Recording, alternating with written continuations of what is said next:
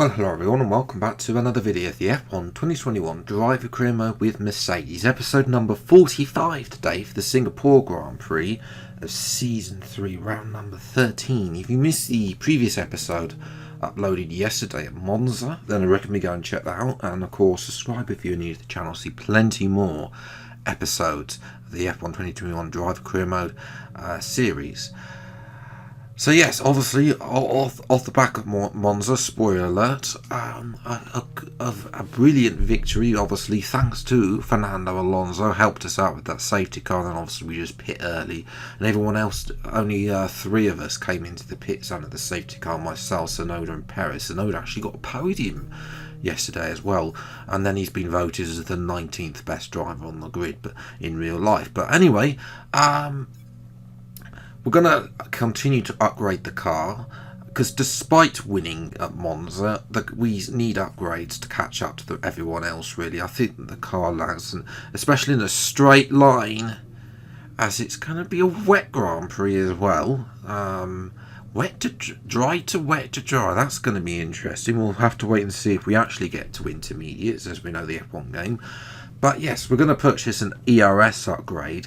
And bearing in mind also now, look at where Ferrari now on the R&D chart. They've gone from being the fourth best car to being the best car. So I don't know what it is with the Mercedes, because we're pretty much getting to the end, and we've we've got a couple more upgrades left to go. Yes, so unless there's durability, which there's a couple more on that side, there's more on that side. Apart from that, which I mean, I think somebody did say that the durability isn't part of the street, but it has to be, because that's the only way that. Because surely Mercedes isn't going to have that much of a deficit to Ferrari maxed out. I mean, ideally you want to give them all the same potential, but that isn't. We don't live in an ideal world, and the game's got its different potentials for each car, and it feels like Mercedes is slightly down, as we also felt the pace. I mean, Hamilton had a pretty bland Grand Prix at Monza, to be fair. He wasn't really able to catch anyone, and I wasn't even able to catch Ocon in an Alpine. And Alpine have come literally out of absolutely nowhere. They started this season as the third worst car on the grid, and now they're the fifth best. They're almost close to McLaren. I wonder if McLaren, though, because of course R&D regulation changed, maybe McLaren are saving those R&D points. They have an upgrade.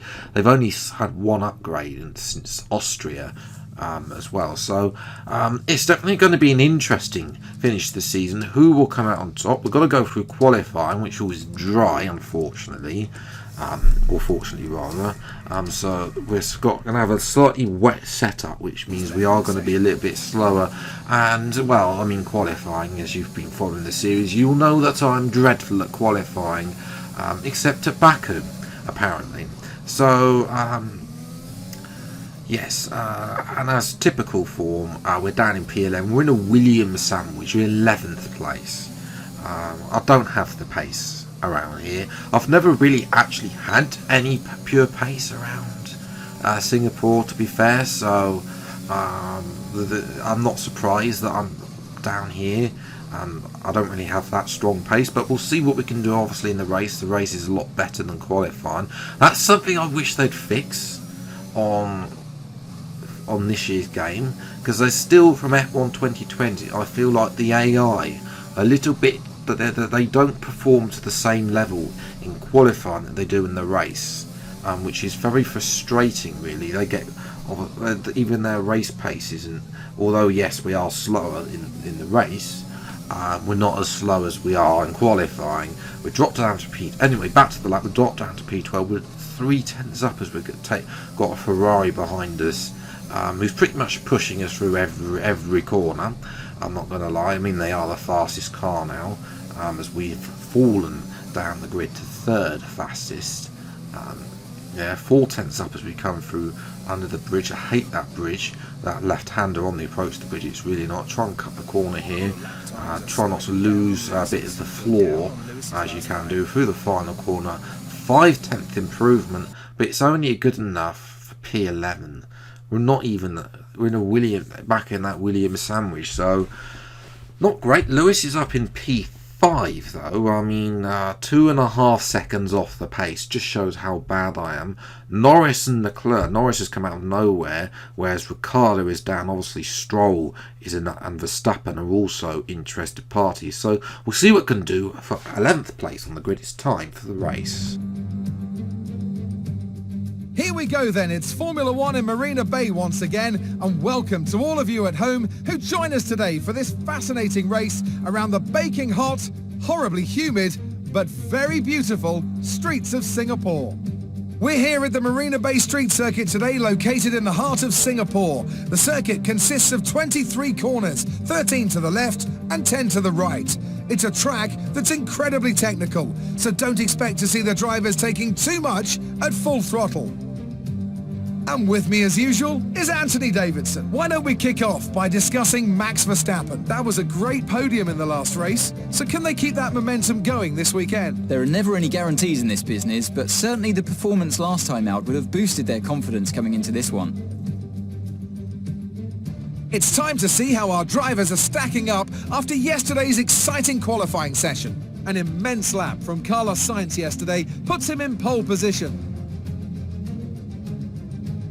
Edging out Lando Norris, who'll start from P2. Moving on to the rest of the grid, we have Leclerc, Verstappen, Lewis Hamilton and Fernando Alonso, Ricciardo, Ocon, Russell and Mercedes, Giovinazzi, Gasly, Sergio Perez and Vettel, Tsunoda, Stroll. They'll be starting further back after an earlier grid penalty. Nicholas Latifi and Mick Schumacher, Joe and Nikita Mazepin. That's it then, it's time to go racing as we head to trackside for today's race. After the points finish last race, let's aim to keep the momentum going. So race strategy is going to be a one stop from soft to medium. Now the big news, obviously, Lance Stroll. Is this his championship over, I wonder? We got a 10-point lead over him, I think, if I remember rightly, over him coming into this race, and we're going to open to extending that, obviously, through this race. We'll try to extend it. Race strategy soft to medium, I think, just in case the rain does turn into intermediates. But nevertheless, fire lights are out and away we go, and it's an okay start, better than all the mediums in yesterday's race on Monza. Died down the inside of Ocon there, up into around the outside of Alonso, trying to get around the outside of Ricciardo. Is not giving me any room whatsoever. I'm going to have to yield to the Ferrari, so excuse me, the McLaren driver there. But up over the bridge then, up to Ricciardo is slow. We're going to dive down the inside. The hairpin as Ricciardo leaves me absolutely no room there on the inside. Like fortunately to get away without any damage there. There was contact, a little bit of wheel bang to myself and the Australian in the McLaren. But we are ahead. Ricciardo is slow and we haven't actually shown a bit better race pace than our qualifying pace. But up at the front then, it's Carlos Sainz. As you see, there's already starting to rain as well. He leads from Lando Norris. Max Verstappen is ahead of Charles Leclerc in third, which is slightly annoying. We're going to go back to lap 5. And yes, you could probably question, is it time for intermediates? We know that on F1 2021, the answer is no. In real life, it probably is. We were within DRS. Lewis Hamilton actually. We were way out as we go way wide coming on the entry to the pits. Singapore's one of the worst entries, but it's not. Basically, in the game, it's not wet enough for intermediates, even though it looks horrific. It looks like it's going to be wet enough, and I don't think the engineers, Jeff says it's going to dry up in about 5 minutes. I think it's just about holding on through this thing, and we seem to have some pace in this phase of the Grand Prix, which I don't really understand because we haven't had any pace. So I'm absolutely loving these conditions because we can cruise up to the back of the AI whatsoever, come out in front of Mazitrat, down in P14. Next up, Guanyuzo. Can we get in front of him? No. I thought about going around the outside, but we just might as well just wait for DRS. He's got no grip on the exit. We breeze past, easy overtake up into P13. Can we get Leclerc? He's been held up by Latifi in the Alfa Romeo. I haven't seen a lot of that Alfa Romeo, and he's still been held up by Latifi. Latifi comes into the pits now, but that has cost Leclerc. Leclerc goes wide at the final corner. We cut to the inside to take a tight line on the final corner. We're going to breeze past with ERS and DRS and move up into what is P7, because we have jumped Lewis Hamilton as well. So that pitting the undercut and the pace that we've got is worked beautifully in these conditions. DRS still enabled, even though there's so much spray down the inside of Tsunoda. Can we have a look at Norris as well? Yes, we can. Slows up a little bit. Verstappen, we lost a bit to Verstappen, but we've made the position work. Where Gasly got forced out by Norris, we capitalised on that position and then we went down the inside of Norris. A nice little overtake there, not on an unorthodox spot, I must say, but nevertheless we're able to get there. Next up is sorry, that was Tsunoda. Next up is Gasly in the AlphaTauri as he squeezes us to the outside, and we're able to easily get past with DRS.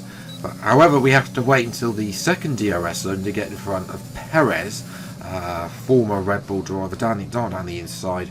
Perez didn't give me a little squeeze there, I must admit, but he just yields the position in the end. He'll be coming in.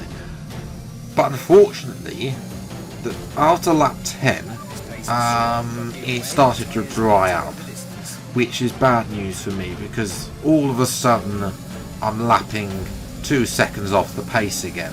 So we're trying to defend this podium. Norris cuts the corner there pretty aggressively. We're going to cut it as well, that corner, and maintain P3, excuse me. Can we get a podium out of this race? We'll have to wait and see. Norris once again has a go at the big DRS zone, isn't able to keep it. Has another go again on lap number 13. We're able to go on the outside and retain P3, but we're already causing a queue. Alonso has come to join in the Alpine. He's having a quiet race than he's usually had, especially after yesterday's crash. Alonso, we're all weaving all over the place, but we don't have the pace. A 37.8. Verstappen was 2 seconds away from him. He's now opened that gap to 16 seconds in a matter of laps. That's how poor my pace is today. Carlos Sainz is going to win. Hopefully he does get to keep that one. Through the final corners, a little bit wide there at the penultimate corner. Can Norris capitalise up to the line?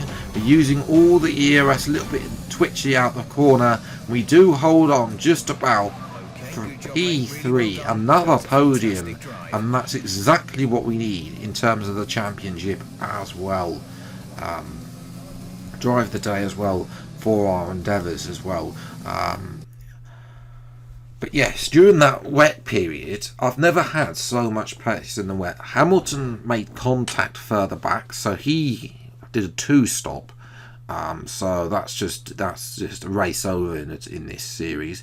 Stroll came back for P8 as Williams get more points. So in terms of the championship, then, because Stroll is now 21 points back now, and the main challenger once again is Max Verstappen. But can he be consistent enough to challenge us to the end?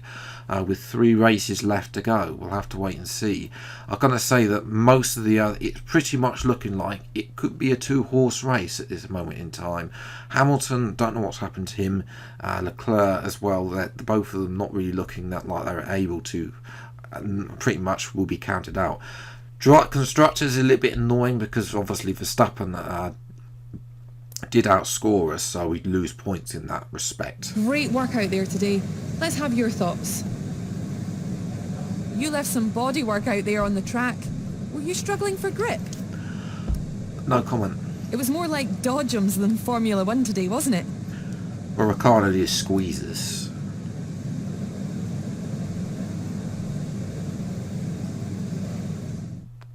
As Claire mouths off there again. Ricardo was in the background. Hopefully he didn't overhear us there.